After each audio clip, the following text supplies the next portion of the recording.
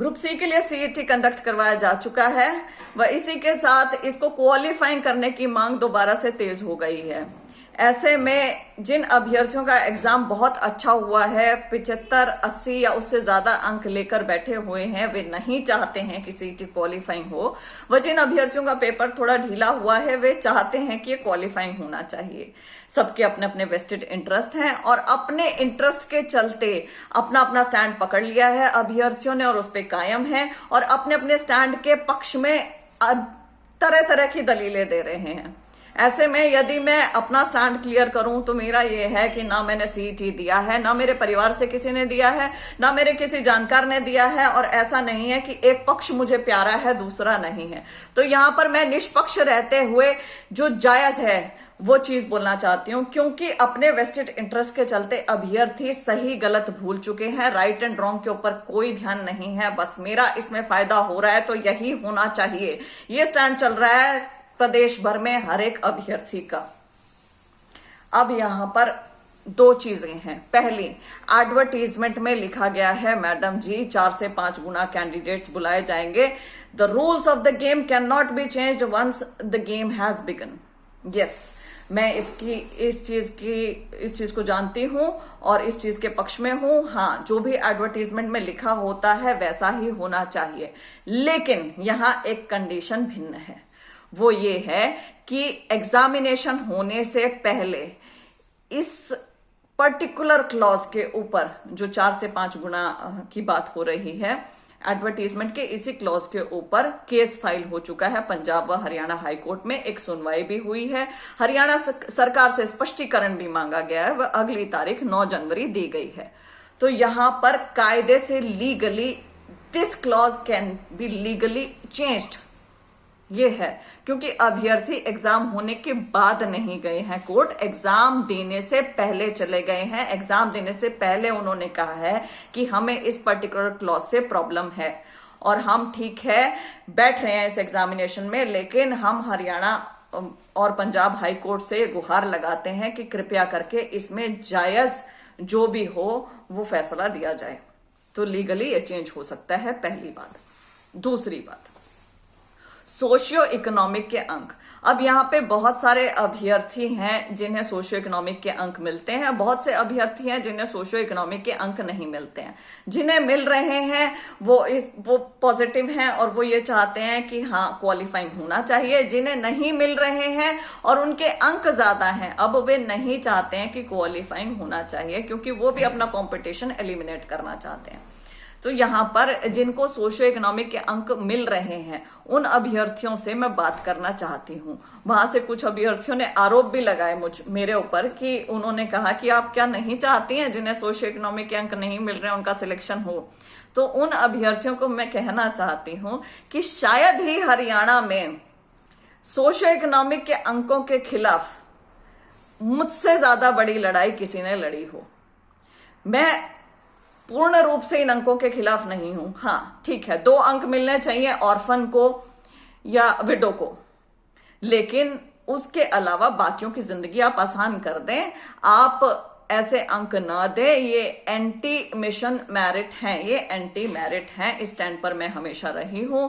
मैंने 350 से ज्यादा चिट्ठियां लिखी हैं, ईमेल लिखे हैं और मैंने हर दूसरे दिन मैं इस टॉपिक के ऊपर बोली हूं। बहुत ज्यादा मैंने किया है। हालांकि मैं यहाँ पे अपना नाम नहीं लेना चाहती थी, लेकिन ये जो आरोप लगाए जा रहे हैं ये गलत हैं, सरासर निराधार हैं। अब मैं यहाँ पर लॉजिकली आपको कहूंगी कि आप मेरे साथ अब बैठकर एक एक्सरसाइज करें और हम इकट्ठे बैठकर ये करते हैं।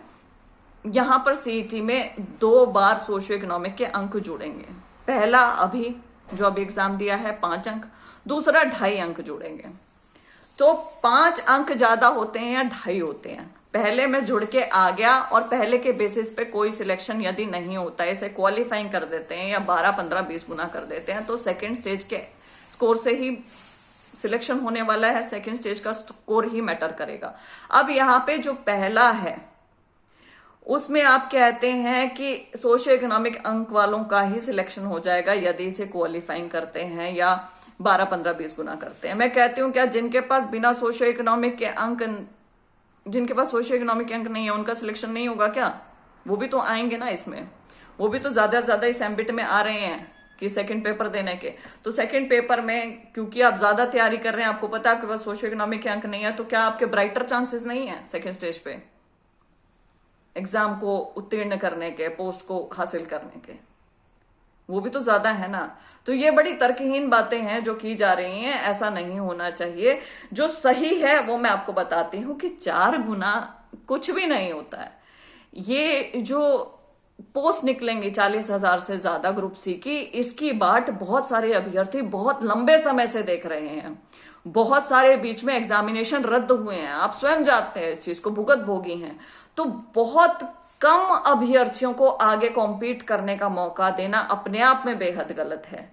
ये सही नहीं है, एथिकली मॉरली भी ये रॉन्ग है, गलत है ये।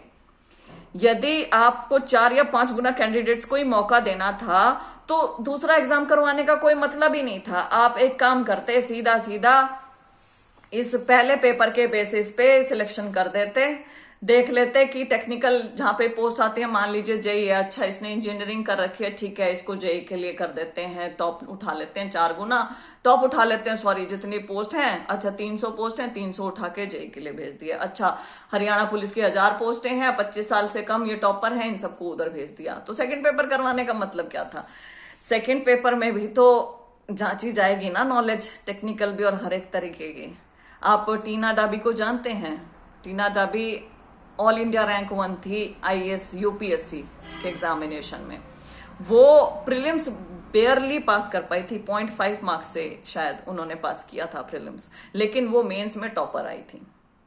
मैं ये उदाहरण इसलिए दे रही हूं कि ये जो पहला चरण है, जो जनरल एग्जामिनेशन है, वो एक्चुअल नॉलेज नहीं चेक कर रहा है, पोस्ट स्पेसिफिक नॉलेज नहीं चेक कर रहा है। और पोस्ट स्पेसिफिक चेक करने के लिए आपको ज्यादा लोगों को मौका देना ही देना चाहिए, यही सही रहेगा। यदि हम देखते हैं अपने पड़ोसी राज्यों के एग्जामिनेशन, यूपी हो गया, राजस्थान हो गया, या सेंट्रल लेवल के एग्जामिनेशंस, आपका यूपीएससी के एग्जामिनेशंस हो गए, एसएससी हो गया, बैंकिंग हो गया, हर जगह तो 12, 15, 20 गुना कैंडिडेट्स को मौका दिया जा रहा है। तो हरियाणा सरकार ऐसे अलग से कैसे चल सकती है? क्यों चलती है? आपसे भी कहना चाहूंगी कि आप अपने इंटरेस्ट के चलते सही गलत का फैसला कैसे कर लेते हैं। आपके यदि यहां पर लिखा है, भाग्य में लिखा है, तो कोई उसे नहीं छीन सकता है, कोई भी। इनफैक्ट यदि आप सही रहेंगे तो जल्दी चीजें मिलती हैं, ये चीज होती है। मेरा स्टैंड यही रहेगा कि 15, 20, 12, 15 गुना कैंडिडेट्स को एटलीस्ट 12-15 गुना कैंडिडेट्स को अगले चरण में मौका दे हरियाणा सरकार। 4-5 गुना बहुत गलत है, आप इसके ऊपर पुनर्विचार करें। मामला हाईकोर्ट में पेंडिंग है ही, ऐसा नहीं है कि आप अलग से अभी चेंज कर देंगे और आपके ऊपर लिटिगेशन फाइल हो जाएगी। No, it is already pending in the high court. You can take a logical widely accepted decision at this moment. यहां मैं अभ्यर्थियों से भी कहना चाहूंगी कि शांति से बैठकर सोचें सही गलत के बारे में और अपनी राय फिर बनाएं। बहुत बहुत धन्यवाद।